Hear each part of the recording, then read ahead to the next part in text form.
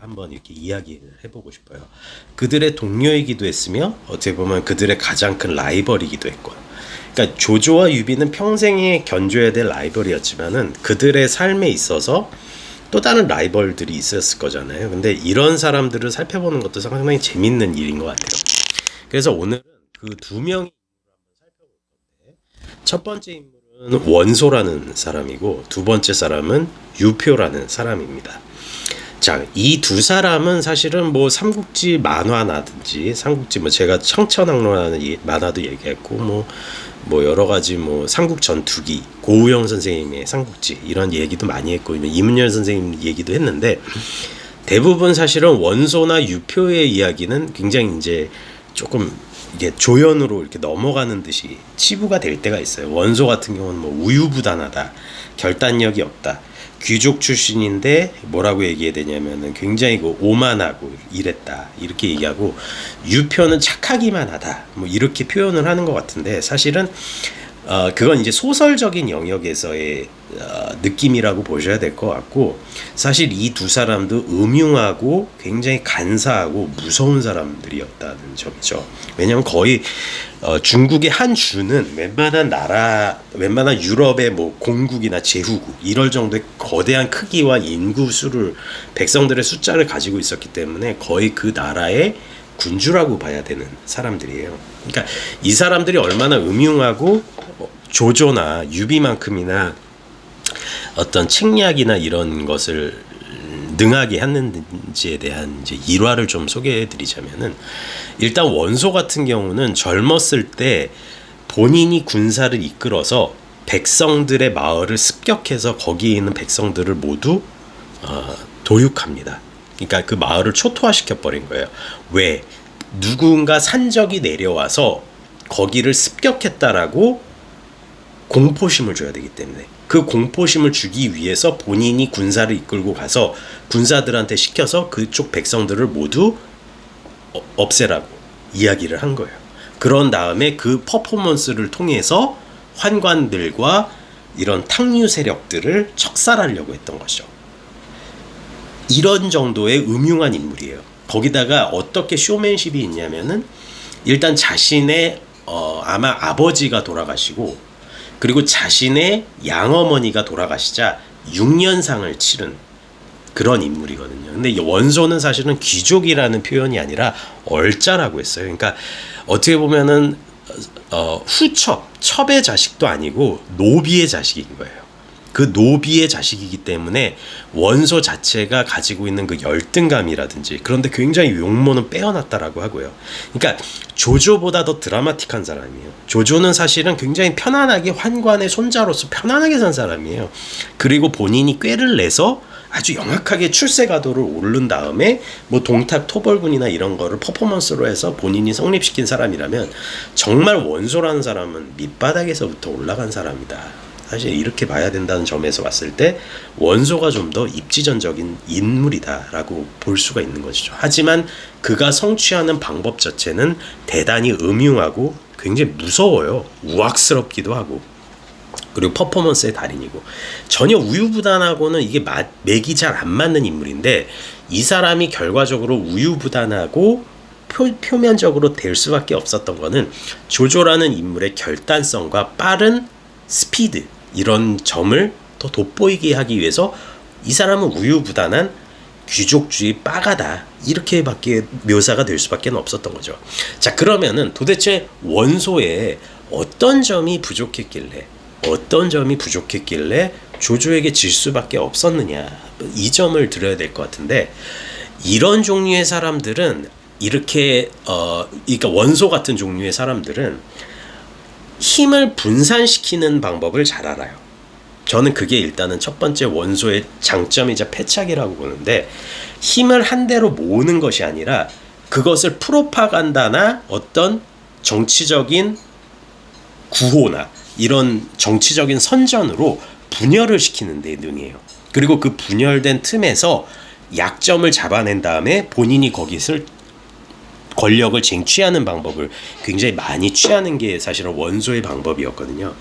문제는 이 사람이 4개의 주, 어마어마한 4개의 주를 손에 넣고 조조는 한 2개 주밖에 안 됐어요. 조조의 3배에서 4배 정도의 권력을 쥐게 돼서 중국에서 가장 큰 세력을 구축을 했을 때 문제는 자기 세력의 부하들에게 이런 프로파간다 짓을 하는 거예요. 그걸 분열시키고 있는 거야, 부하들을. 부하들이 똘똘 뭉치면 어떻게 되죠? 본인이 입지가 좀 줄어들겠죠. 근데 이건 잘못된 게 아니야. 부하들이 충성심이 있는 부하가 똘똘 뭉쳐서 의견 대립이 일어나면 그거를 조화롭게 적용을 시켜주면 되는 거예요. 그런데 원소는 본인이 더 날뛰어서 부하들의 분열을 일으키고 있는 거예요. 곽도, 신배, 뭐 전풍, 저수, 뭐 허유 이런 종류의 명사들이 서로 물어뜯고 싸우게 시키는 거예요. 무슨 얘기인지 아시겠죠? 그러니까 어느 도시 출신들, 어느 지방 출신들, 자기를 처음부터 도와줬던 사람들, 그리고 후발주자인 사람들, 이런 사람들을 싸움을 붙이면서 어떻게 보면은 우리나라식으로 하면 붕당 정치를 본인이 참견을 하는 거예요. 예를 들어서 뭐 숙종이라든지 뭐 영조라든지 정조도 붕당 정치를 하기 위해서 본인들이 어떻게 파벌 정치를 이야기를 했죠. 죄송합니다. 문제는 이런 거는 천하가 평정이 되고 나서 견제장치를 만드는 방법이면 상관이 없어요. 견제장치를 만드는 방법으로 얘기하면 상관이 없어. 원소는 그런 점에서 봤을 때 적절한 판단을 한 것이겠죠. 하지만 천하가 통일이 되지 않고 조조라고 하는 대단히 강력한 적과 싸울 때는 이게 과연 도움이 될까요? 의견을 분열시키고 저 사람의 권한을 축소시킨 다음에 저 사람한테 견제 세력을 맡기게 하고, 이게 과연 옳은 판단일까요?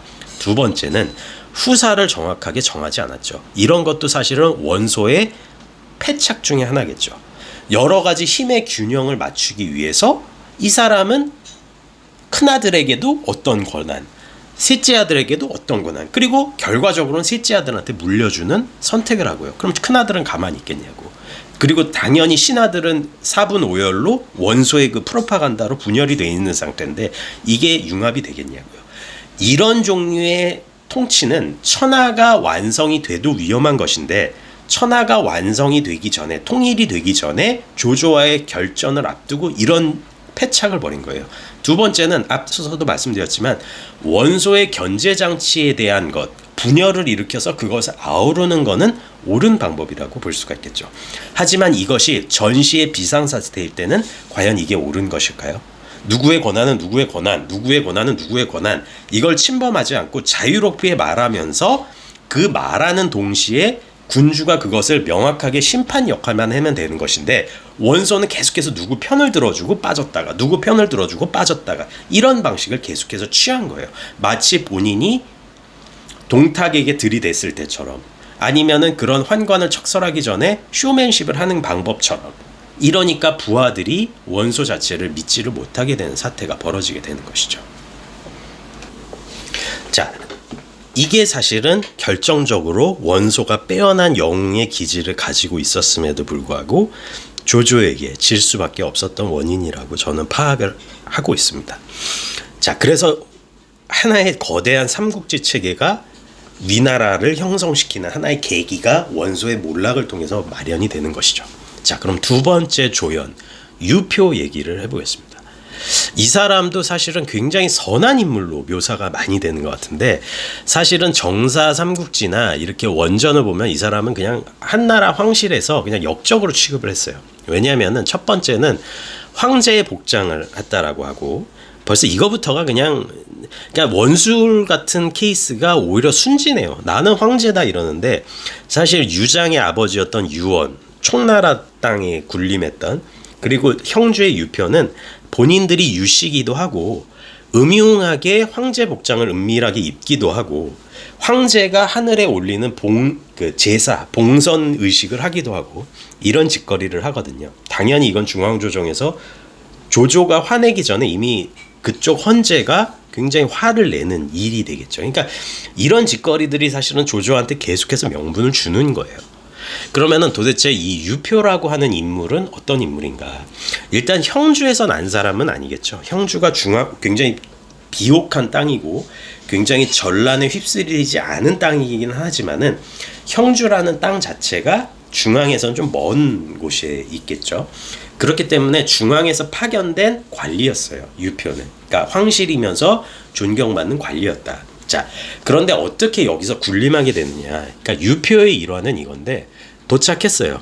양양이나 뭐 강릉 정확하게는 모르겠는데 하여튼 그 주도에 왔겠죠. 형주에. 그리고 이 사람이 딱 파악을 해요. 이쪽 호족 중에 힘 있는 호족 일단 채씨와 괴씨를 부릅니다. 이제 우리가 뭐 삼국지 게임이나 많이 보시면은 채모, 괴월, 괴량 이런 인물들을 불러요. 그리고 부른 다음에 이 사람들과 모의를 합니다. 모의를 해서 여기서 건달 같은 놈들 그리고 도적질 할 것 같은 놈들을 그 한번 부릅시다. 이렇게 얘기를 하고 그걸 불렀을 때 한꺼번에 그냥 보내버립시다. 이렇게 이야기를 합니다. 군사를 동원해서. 자, 이거 굉장히 무서운 일이죠. 우리가 뭐 대부 3 같은 작품이나 뭐 대부 3죠. 대부 3 보면은 마이클 콜리오네가 이렇게 갇히는 장면이 나오고 위에서 이렇게 헬리콥터로 팡 쏘는 장면이 나오거든요. 그래서 마이클 콜리오네가 자신의 조카인 그 앤디 가르시아가 연기하는 사람인데 빈센트의 도움을 받아서 간신히 탈출하는 장면이 있는데, 그러니까 사실은 이런 게 굉장히 위험하고 무서운 일이에요. 하나의 연회장 장소에 몰아놓고 거기서 이제 다 척결을 해버리겠다는 건데, 저는 이런 상황에 대해서는 이럴 것 같아요. 일단 채모나 괴월이나 괴량이 그런 얘기를 들었을 때 이게 이런 명령을 내리는 사람이 굉장히 지가 겁을 먹고 있거나 어떻게 이런 식의 태도를 보이거나 혹은 쭈뼛쭈뼛 된다거나 아니면은 이런 말을 했는데 신뢰가 안 가. 약간 좀 그래 얘 뭐 입만 살았나 이런 느낌이면은 괴월, 괴량, 채모가 듣지를 않았을 것 같아요. 그런데 유표 자체가 카리스마가 있는 거야. 체구도 크고 할 것 같아. 이런 일을 잘 해낼 것 같아. 그리고 능수능란하게 이 사람 말만 들으면은 그 도적놈들이나 치안 유지나 이런 건달이나 뭐 산적들을 한 번에 그냥 딱 척결을 할 것 같아. 이 말은 역설적. 그리고 성공합니다. 그 건달 척결들이나 산적 척결들이나 중앙에서 파견된 자신의 권한에 듣지 않을 것 같은 사람들을 모두 척결해요. 이 말인즉슨 유표도 대단한 카리스마가 있었으며 또한 아랫사람들에게 저 사람이면 할 수 있다. 저 사람이면은 이 형주고우를 맡길만 하다라는 하나의 인정을 받았다는 얘기예요. 그리고 유표 자체가 아마 당고의 난 1, 2차 당고의 난이라고 해서 이게 아마 환관 세력들 때문에 정확하진 않지만 환관 세력들이 그 청류파 4대부 이때 4대부라는 말이 있었는지 모르겠는데 청류파 관리들이나 유학자들을 탄압한 사건을 이야기를 하거든요. 거기서 살아남은 생존자예요. 유표가. 그러니까 정치를 굉장히 능수능란하게 했다라는 말에 다름 아니죠. 그러니까 본인은 청류파의 입장이면서 탕류파인 환관들의 그 공격에서 살아남았다는 것은 정치적인 캐치 능력이 굉장히 좋다는 얘기예요. 그리고 뚝심도 있고 어떤 자신감도 있고 이런 인물이기 때문에 사실은 채모나 괴월, 괴량이 이 사람 말을 들었다라고 볼 수가 있는 거죠. 그리고 이 사람은 아마 후처로 채 씨와 또 결혼을 하죠. 그래서 이제 채모 집안과도 연결이 되게 되고 사실은 괴월, 괴량과도 굉장히 그 주군과 그런 가신 관계가 되게 되죠. 그리고 이때부터 슬슬 이제 중앙 정부의 그 사자들이나 이런 걸 파견하는 걸 그냥 내쫓습니다. 왜 내쫓을까요? 이 사람은 조조보다는 못해요. 원소보다도 못하고 유비보다도 조금 딸려요. 근데 왜 지금 이런 깡을 부릴까요? 조조가 여유가 없어. 아무리 네가 뭐 난세의 가능이다, 뭐 시대를 초월한 영웅의 기질이 있다 해도 그러면 나한테 쳐들어오면 되는데 그러기엔 이미 원소가 앞에 버티고 있고 유비 네가 뭐 조조가 제일 두려워할 정도의 인물이라고? 근데 넌 지금 개털이잖아. 네가 뭐 관우장비가 뭐 만인지적, 그리고 조자룡도 준 만인지적, 그러면 3만 명 한다고 치자. 나한테 10만 명 있는데 너도 나한테 안 되잖아. 그리고 뭐 어떡할 건데 네가 지금 군사도 없는데 관우장비 뛰게 할래? 관우장비도 만인지적이지만은 거느릴 수 있는 병력이 한 100, 200, 그래도 한 1000명은 있을 때 그 위력이 발산되는 건데 혼자 뛰면은 좀 그렇겠죠. 그러니까 딱 그 라인만 맞추는 거예요. 이게 사실은 이제 뭐 벌써 얘기를 했지만 유표의 패착이라고 볼 수가 있죠. 그러니까 그것만 맞추는 거예요. 절대 그 이상은 가려고 하지 않고. 그러니까 내가 이 정도로 성공을 거뒀기 때문에 더 이상의 그 제스처는 취하지는 않는 거예요. 조금 이제 뭐 제갈량 얘기할 때 나오겠지만은 제갈량이 아마 채씨 집안의 그러니까 제갈량의 와이프가 뭐 황월령, 월령이라는 이름은 조금 이제 후대 각색인 것 같고 황씨라고 하죠. 근데 이 황씨가 사실은 채씨 집안의, 그러니까 제갈량, 그러니까 황씨니까 아버지가 황승헌이겠죠. 황씨고 아마 황승헌의 와이프가 채씨일 거예요. 그러니까 제갈량은 넓은 의미에서는 유표 집안의 그러니까 조카 사위 정도 되는 그런 케이스가 되겠죠. 그러니까 제갈량도 사실은 형주에서 굉장한 유력 가문의 일원 중에 한 명인 거예요. 그런 인물 중, 물론 서주 출신이지만 제갈량은 그러니까 거기서, 그리고 이제 융중 땅에서 눌러박였지만 제갈량의 라인도 따지면 자기 와이프의 엄마, 그러니까 자기의 장모가 채씨고 그 채씨가 아마 유표의 와이프의 여동생인가 언니인가 그럴 거예요. 사촌 여동생일 수도 있고 어쨌든 간에 그렇기 때문에 제갈량도 넓게 보면은 이 패밀리란 얘기인 거예요.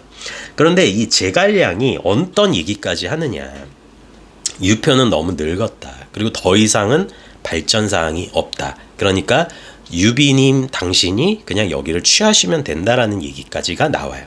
그러니까 어떤 입장이냐면은, 그리고 제갈량이 이런 얘기까지 하죠. 유표가 갑자기 승하를 하죠. 뭐 승하라는 표현이 아니라 죽는다죠. 그러니까 이제 세상을 떠났을 때 뭐 여러 가지 그 소설들이나 이런 점에서 유표가 어떻게 보면 유비에게 형주를 맡아달라라고 이야기를 했다라는 듯이 이야기를 하는데, 그런 이야기는 직접적으로 없고 유표는 끝까지 죽을 때까지 유비도 경계합니다. 그러니까 왜냐하면 보통 얘기가 아닌 거예요. 유비가 저번에도 말했지만은 그 조조가 경계할 정도고, 이 유비도 조조라는 사람은 경계했으니까 서로 알아보는 거죠. 그 유비를 알아봐서 굉장히 꺼릴 정도면은 안 거예요, 유비 기질을. 그러니까 유비 죽을 때까지 유비를 믿지를 않았어요. 유표는 자기 위라는 걸 알아, 능력이나 사람 끌어다니는 걸. 그리고 유표의 가장 큰 패착은 뭐냐면은 자기가 살아있을 때만 편하면 돼. 그리고 자기가 죽으면은 몰라 나는. 이런 식으로밖에 해석이 안 돼요, 이 사람의 삶은. 그러니까 제갈량이 어떻게 얘기를 하냐면은 유종이 그 형주를 차지하고 그냥 어디죠? 조조한테 항복해 버리잖아요. 이런 사태를 보고 유비한테 진언을 하죠. 지금 당장 쳐들어가서 강릉성으로 쳐들어가서 유종을 이거 하고 유비님이 거기에 앉으십시오. 그러니까 유비가 거절하죠. 난 그렇게는 못하겠다. 그리고 나서 이제 강화로 피신을 하는 그 과정이 나오는데, 이런 거를 봤을 때 제갈량도 사실 이건 할 말이 아니잖아요. 자기 뭐 어쨌든 먼 사촌인데 그 사촌 어른의 아들인데 그 아들을 이거 하고 강릉을 차지해라 이런 진언을 했을 때는 형주가 가지고 있는 어떤 암울한 지점이 어떻게 보면은 이미 그 일가고 당대 지식이었던 제갈량 같은 사람이나 형주의 지식인들이 이미 다 알고 있었던 거죠. 이 땅은 안 된다. 조조가 원소를 아우른 순간에. 그래서 결과적으로는 이 형주 땅이 적벽의 전투에서 요점이 되고, 그러한 과정에서 어떻게 보면 삼국 정립을 이룰 수 있는 하나의 계기가 마련이 되는 것이죠. 그리고 유비는 형주를 분할하고 총나라 쪽으로, 서천 쪽으로 가면서 이제 삼국의 형세가 마련이 된다는 거죠. 제가 원소랑 유표 이야기를 했는데, 일단 이들의 특징은 대단히 무서운 사람들이라는 얘기예요. 그리고 이 당시에 살아남아서 저런 식으로 군주 탄 정도가 아니라 한 주, 그리고 형주는 뭐 북형주, 남형주로 나뉠 정도로 한 주라고 따지기에는 거의 굉장히 큰 땅이었기 때문에 두 주, 세 주 정도로 합친 것 같은 그 형주, 적어도 두 주 이상은 되는 형주, 그리고 네 주에서 다섯 주 정도 되는 땅을 집어삼키고 왕처럼 군림한 원소. 원소와 유표는 어떤 의미에서 조조나 유비보다 한때는 더 컸던, 더 거대했던 그런 인물들인데, 결과적으로 원소는 조조에게 흡수되고 유표의 세력과 유표의 땅은 유비에게 흡수되는 그런 결과로 마감이 되는 거죠. 그것은 그들이 가지고 있는 장점이 곧 그들의 성공에 있어서 발목을 잡는 지점이 되었고, 원소의 경우에는 하나의 그 본인이 성공했던 어떤 분열되게 만들고 프로파간다 만들고 불안하게 만들어서 본인이 쟁취하는 방식을 본인이 성공했을 때도 부하들에게 그 짓을 함으로 인해서 망했고, 유표의 경우에는 초반에 보여줬던 그런 어떤 도적들을 척살했을 때의 모습, 아니면은 당고의 난에서 살아남았을 때의 정치 감각, 이런 점들이 분명히 있었음에도 불구하고 원술만큼은 아니지만 뻔하게 역적질을 함으로 인해서 이미 천하 사람들에게 저것도 역적이라는 프레임이 씌워지게 됐고, 본인도 거기서 너무 안주를 했다. 그냥 황제처럼 살았다. 그리고 나서 조조가 남하를 시작을 하자 이 사람도 대책 없이 세상을 떠나버렸고, 사실은 이 지점에서 유표와 원소의 그런 차이가 사실은 결정적으로 조조와 유비에게 잡아 먹혀버리는 그런 일이 돼버린 거죠. 그러니까 사실은 그런 것 같아요. 그러니까 조조나 유비가 결과적으로 이제 조금 간단하게 얘기하면은 참 음흉해요. 끝까지 기다렸던 거예요. 그 먹잇감을 끝까지 노리고 지켜보고 있다가 저거 어떻게 되나라고 하고 딱 낚아챈 거죠. 그러니까 물론 그 역사의 승자의 입장이니까. 그리고 둘이 이제 붙는 건데, 오늘은 원소와 유표 이야기를 해봤습니다. 또 삼국지 이야기, 또 일본의 전국시대 이야기를 이렇게 나누면서 또 여러분들과 의견 교류를 또 하고 싶습니다. 재밌게 들어주셨으면 좋겠고요. 또 시리즈 계속해서 이어나가겠습니다. 네, 고맙습니다.